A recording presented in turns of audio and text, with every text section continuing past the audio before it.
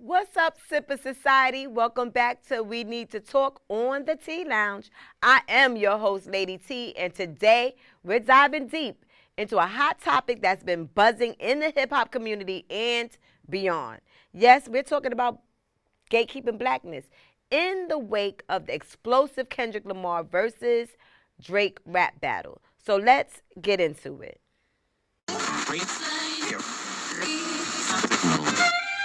No, I'm not a writer. Okay.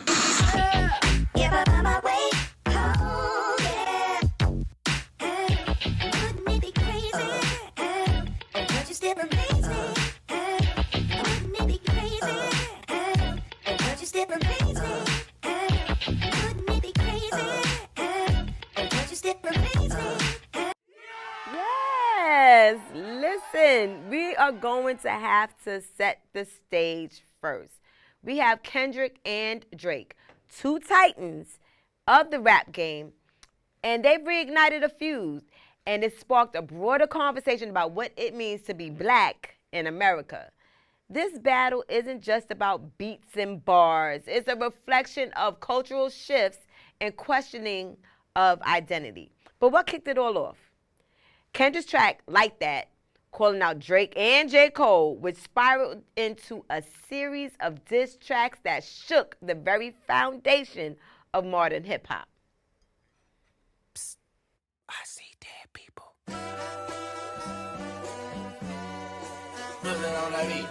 Hey, monster on the beat, ho, D-O-D, rap nigga, he a freak, throw, man down, call like Amber Lambs, tell him breathe. How many options you really got? I mean, it's too many options. I'm finna pass on this body, I'm John Stockton.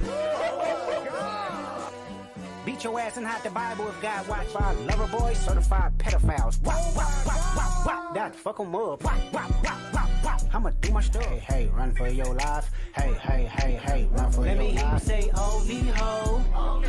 Say O-V-Ho. Then stab this way, stab that way. Then stab this way, stab that way.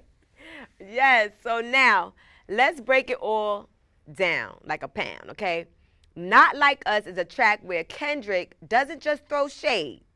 He crafts a narrative that questions the authenticity of those he sees as outsiders like Drake to black culture. He's not just setting boundaries, he is building fortresses. In the latest visual spectacle from Kendrick Lamar, Not Like Us, fans and critics alike are buzzing over what appears to be a cleverly disguised Easter egg that digs at Drake. According to insights from Dissect Podcast, one scene has caught everyone's eye. Kendrick sitting on the makeshift prison cell. It doesn't seem to be just a random choice. It parallels a controversial photo of Mila Jovovich, known for her roles in tumultuous underage scandal linked to the modeling and film industry and Jeffrey Epstein. Kendrick's lyrics here say, Drake, I hear you like I'm young. You better never go to cell block 1. Aren't just sharp, they're calculated to nod to histories of exploitation similar to Jovovich's, underscoring the ongoing theme of this series of diss tracks.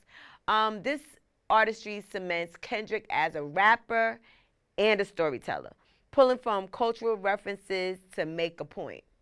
Truly, Lamar's work is multi-layered and that challenges viewers to look beyond the surface.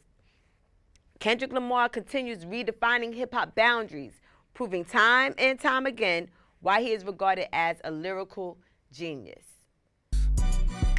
They not like us, they not like us, they not like us.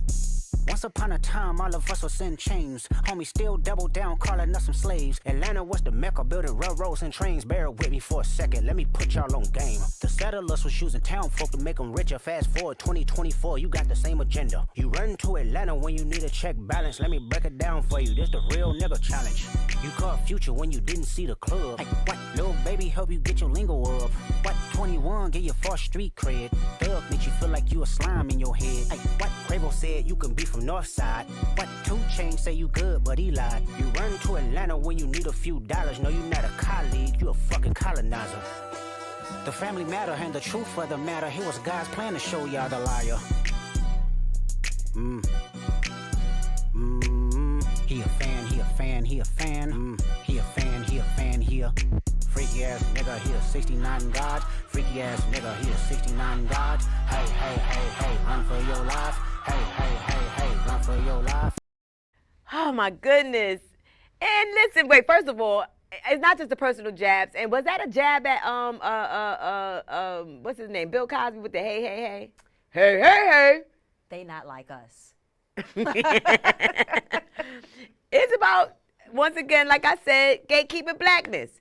Kendrick's lines probe the boundaries of cultural identity, spotlighting those he feels are play acting or pump faking their blackness for profit and prestige. Speaking of controversies, Kendrick's own life came under scrutiny with debates about his light-skinned fiancée, Whitney Alford, following his he ain't black claims, or people, you know, having issues with him calling Drake out, and then he has a light-skinned girlfriend.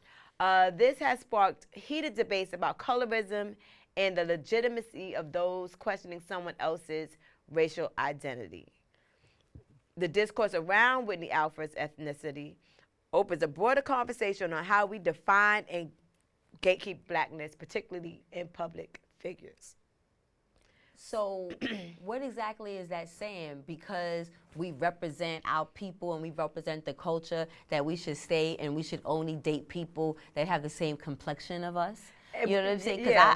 I think about, because we do hear of the stereotypes where light-skinned women purposely date or marry dark-skinned men so they don't have light-skinned babies, or even black men, dark-skinned men going after light-skinned women because they are the prettier ones, or the light-skinned ones with the long hair and not the dark-skinned ones with the kinky hair. Right. So is that like, if there's no boundaries in our own race, how can we expect others to show any respect, because we're confusing ourselves and how we behave? No? And Yes? I mean, that happens quite often.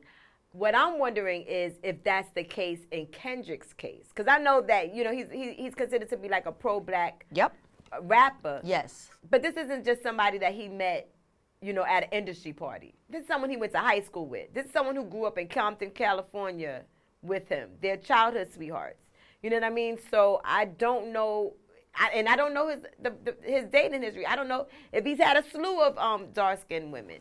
But that does seem to be like, what's his name? Cat Williams said, the running theme sometimes. Well, I think when it it's not comes only to- the running theme. If we see it in the videos and music, which depicts life. I mean, we have one of the other young rappers who is dating or got the baby mamas from the young Kardashian girl. Like, why is it, you know, why does that seem to be the epitome of success, when you get someone who's of a lighter shade on your arm? Right. And then, what's his name? Kanye, you know, dropped that bar about, you know, them getting rich.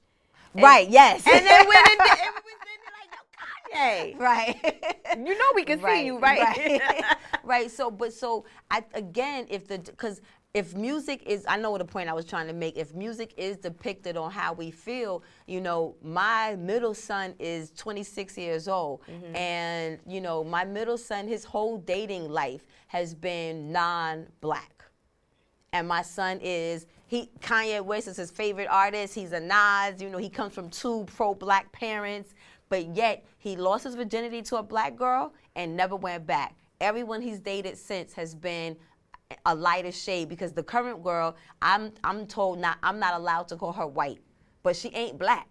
What is She ain't white. She ain't black. She's Latina, Latina, but she says she maybe? ain't white. Okay. She's not Latino. I don't know if she's Middle Eastern, Pakistan, but she ain't white. Right. But she ain't black. Right. We get ready to get to one of them in a so second. here you have a young person who's in their 20s. Are they being influenced by I what they absolutely see? think so. If they're artists that they look to are the Kendrick Lamars, are the Drakes, are the Kanyes, and their trophies are women of lighter shades? I absolutely think so, because back in the day, the videos, we saw people who looked like us, back in the day. Right. You know what I'm talking about? I'm talking about Slick Rick Right. back in the day. Right. Even all the way up into the early 90s. I mean, LL, or the Roundaway Girl. Right, the Roundaway Girl Right. video, all the way there. Then you started to see that it started to be, the women started to get lighter and Yes, lighter. I was in then that, yeah. after they started to get lighter and lighter, it just went Latino, and then now they just flat out go on and get the white girl for the video. So I think that's the problem that happened that's coming into politics right now. I think that's what we're looking at. I think that we feel, not we, let me take that back. I think that some people feel, and I think I was one of those people that felt like the VP wasn't black enough because she was married to a white man. Ain't she married to a white man? Okay, and she mixed. But it wasn't even about her being mixed and a lighter shade. It was about, like, I don't get why anybody, and I know it's about love. Like Erica Alexander, pro-black. No, she not. Yes, she is, honey. I'm like, you just did a movie about reparations, and your boo at home is a white man. But before we get into politics, that makes me think about the movie Origin. Have you seen it? Girl, we need to do a movie about the movie Origin. Okay. Because even the author of the movie is married to, the author of the movie, the author of the book is married to a white man. So I was kind of like, how you gonna talk about we can go.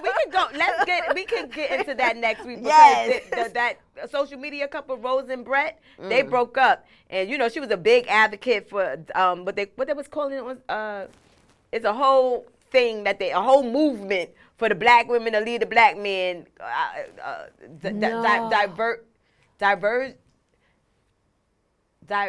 divest. Okay. It's like a divestment community online. Like it's a whole thing. We could get into that. So how do you think music now and that whole colorism now plays a part in politics? Well, the scrutiny of his personal relationship didn't just stay within the hip hop world, okay?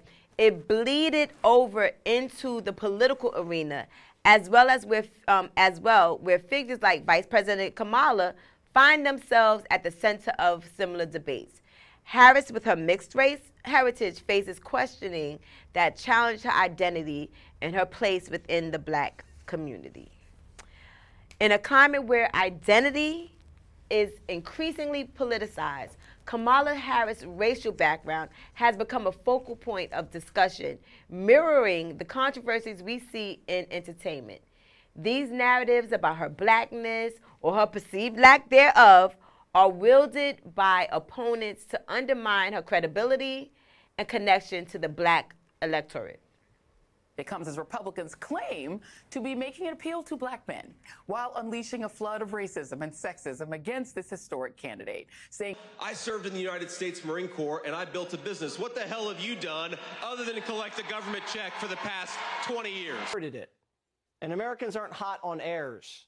They like self-made men and women. He chose her as his running mate, not because of her merit, not because she deserved the position, which go back and look at what she's done as vice president. Very little, if anything. It was because of how she looks. People are going to say that you're slut shaming and all that stuff. I don't care. her experience is the American dream and melting pot, but not really the black experience, particularly that in southern swing states like Georgia and North Carolina. I doubt he knows any black people. Because this woman literally went to Howard University. But does Eric Erickson know the origin story of Jamaicans? No, I don't. Do you know where Jamaicans are from? Do you know the origin story? So wait, the control room is going crazy right now. The control room said we vote for ourselves the last two elections. Politicians are all crooks and liars. Oh, y'all still on last week's episode. Man, look. Such narratives are not without consequence. They infiltrate political campaigns and can sway black perception, demonstrating that the personal is always political, especially when it comes to race. And I will say also that in this campaign, we've also heard, and I'm going to now direct this at Vice President Biden, and it's personal, and I was actually it was hurtful to hear you talk about the reputations of two United States senators who built their reputations and career on the segregation of race in this country. And it was not only that, but you also worked with them to oppose busing. And, you know, there was a little girl in California who was part of the second class to integrate her public schools. And she was bused to school every day. And that little girl was me. The busing, you would have been able to go to school the same exact way because it was a local decision made by your city council. That's fine. That's one of the things I argued for, that we should be breaking down these lines. But so the bottom line here is, look, everything I've done in my career, I ran because of civil rights. I continue to think we have to make fundamental changes in civil rights. And those civil rights, by the way, include not just only African Americans, but the LGBT community. But Vice President Biden, do you agree today that you were wrong to oppose busing in America then? No, do you agree? I did not oppose busing in America. What I opposed is busing ordered by the Department of Education. That's what I opposed. Well, there was a failure of states to integrate public schools in America. I was part of the second class to integrate Berkeley, California public schools almost 2 decades after Brown v. Board of Education. Because your city council made that decision. It was a local decision. So that's where the federal government must step in. That's why we need to pass the ERA, because there are moments in history where states fail to preserve the civil rights of all people. I have supported the ERA. First of all, I'm sorry, I didn't mean to laugh. I don't know why Biden tickled me so talking about you would have been able to go to school. You would have. Go ahead, Ruby Bridges. She told you. I guess she told you, Biden. So this is what I noticed, because this is obviously, because we don't want to confuse people, because this is when she was running and he was the vice president under Obama, obviously. But you see how she was coming at him, because you had even mentioned when we was doing the prep for the show that there's a difference between an attorney general and a VP. So these last couple of years, or these last 3 years that we've gotten to observe her as a VP, she's had to play her position by, you know, being kind of, I don't want to say low key, but just not as, you know, in your face. But now that she's up for presidency, now you seeing she thugging it out like she did in that video. Well, but she did in that video came when she was going for, when she was running. Right, but I'm saying she ended up just becoming his vice presidential pick. That's when they was. That's when she was debating him. Right. So how could she be debating him if he's the vice president for the vice presidency? No. She was the attorney general at this time. Back then. When this video was being done. Right. So I'm sorry, I missed right. So what I'm saying is that you very seldomly she was an in the attorney last general. I thought she was a senator. Let me not see, and that's the problem. How much do we really know about her? You know what I'm saying? Because we're all still like, well, what is she doing? I know she was a prosecutor. She was attorney general in California. But I thought she was a senator at that time. She might have been. I don't know that about her, because I know that the attorney general was brought up high in the campaign because of how many blacks that she put away. So, but again, law is law. And that was debunked. But law is law. But the point I'm trying to make now is that these last 3 years, we haven't seen this Harris. You know what I'm saying? So lately now, in the new commercials and the new ads, where she's now the possible presidential candidate for the Democratic Party, now you're kind of seeing her like thugging it out. Where is that representing but she was Blackness? thugging it out then. Right, but that's back then. In these last 3 years, no one has seen that type I understand, of so she has to come energy. out, she's campaigning. Right, She's so you were campaigning, saying that she played her position. So does that identify her now as being black enough, because she's not this mild, timid, black weak? Because she has a whole gang of people calling her a slut. A doggone, all these dog whistles calling her a slut, calling her they call her a slut? Ain't she married? What they were saying is she was dating that gentleman, Will Brown, and so they're saying that she slept her way to the top. I didn't hear that. But mind you, they're saying she slept her way to the top by dating this affluential black men who put her on boards and got her career going. She was already a lawyer at the time. Where you get your information from, Lady T? Oh, it's out there. Wow. CNN, Fox News, you got to watch both. Okay. MSNBC and social media. Wow. So that's what they're saying, because she was dating Will Brown. Now she's considered to have slept her way to the top. But, they have all these dog whistles. If she weren't black, they wouldn't be saying she was only collecting a government check for the past X amount of years. Forget about all the people you've insulted by saying that in office. Right. You're trying to send out that dog whistle that she's a welfare queen. Right. That's what it sounds like. But if she's been in government position, having a job, is that not what she's been collecting? She's having a very, very black experience right now. She ain't had it before. So what do you think about these narratives? Okay. So at its core, such narratives like these are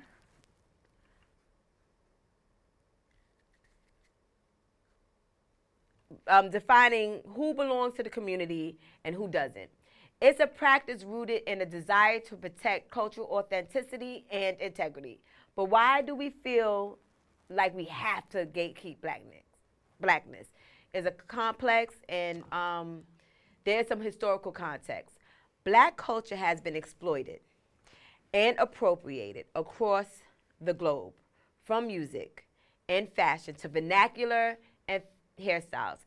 Elements of the black culture have often been co-opted by people like Kardashian. We done said her about 85 times in the community without proper acknowledgement or respect. This appropriation isn't just about using black culture for aesthetics or profit. It's about erasing origins and diluting the significance. In response, some members of the black community have emphasized the need to gatekeep as a means of preservation. They argue that protecting the boundaries of blackness ensures that the culture remains in the hands of those who live its realities, those who understand its roots and its nuances. It's about maintaining a sense of ownership and pride in a world that often overlooks the contributions of black people. Moreover, the dialogue around blackness and identity is deeply influenced by social media and the digital age. Platforms like Twitter, Instagram, TikTok have amplified the voices in the black community, but have also led to fierce debates about over who gets to represent black culture. With such a broad and instantaneous reach, a single post can ignite discussions or disputes about cultural authenticity and identity politics. And let's not forget the socio-political implications. As racial tensions persist, movements like Black Lives Matter, push for change. The definition of who is black enough can impact social solidarity and social cohesion within the community. This gatekeeping can be seen as a safeguard against dilution of political and social agendas that are crucial for advancing the rights and recognitions of black people worldwide. So I have a question for you. Amanda Seales. Yes. They said, well, I heard recently when after the Soul Train Awards appeared or something, I think she didn't get an invitation to it. And one of the reasons why she didn't get an invitation from what I observed on social media was because she's too black. So because she's too black, she was too black and too, I guess, controversial to be invited to this show. Or the Essence, one of the last award shows, even though she's hosted the Soul Train Awards or BET Awards in her house during COVID. She hosted the award show during COVID. She's done red carpets. She's, been on this platform. So what is too black? Because what did you hear about Jackie Harry? Like, how do you lose your black card? The thing that boggled my mind was I was on a panel discussion. I was having a panel discussion on Conscious TV's platform, right? And it was a bunch of young people. Well, it was a bunch of black people, right? And we were just having a discussion, and about the upcoming election, about Kamala Harris, and they just was like very adamant, and this is not the first panel I've been on where we had this discussion, just adamant about who is considered black nowadays. And there's this thing about being foundational black Americans. And nowadays, they don't consider you black if you are coming from places like Jamaica, Africa, Caribbean, some Latina, like Afro-Latinas, forget about it. They were just saying that if you were not from America and descendants of, this is the part that was bugging me out. And I was like the dude from Joy Reid. Do they know the history of Jamaica? They were like, you know, they weren't part of chattel slavery. I'm like, when did chattel slavery skip the Caribbean? Because from my understanding, we all got dropped off on different lands. Some spoke French, some spoke English, some spoke Spanish. They got their freedom about 30 years. Jamaica got their freedom about 30 years before America, and about 30 years after New York City. Because New York City abolished slavery in 1827. So I was not understanding what the conversation was. So I said to myself, so like Nia Long and Shirley Lee Ralph and Jada Pinkett and Jackie Harry, they're not black? And they was like, nah, they not from, nah, I was like, oh, snap. Lord Jesus. And I was like, Gen X is going to have a hard time swallowing this because we grew up with like the Pan-African, you know, understanding the Pan-African diaspora. So, yeah. Okay, so.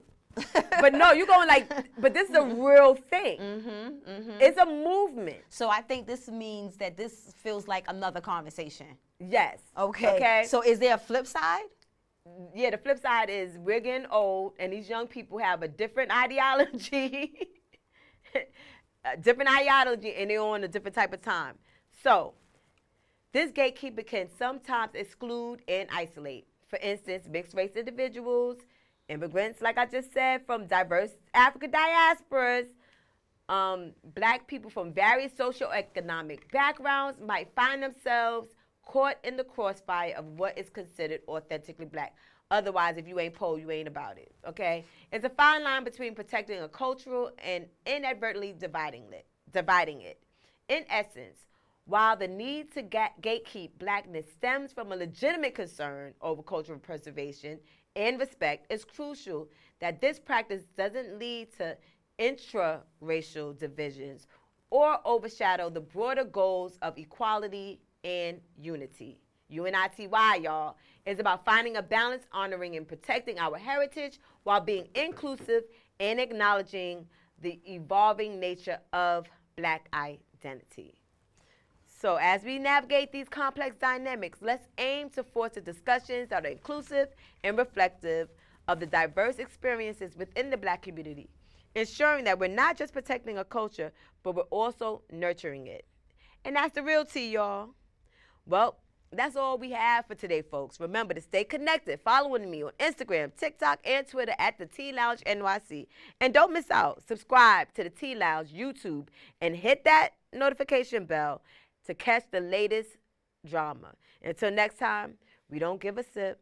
Until I see you again, peace.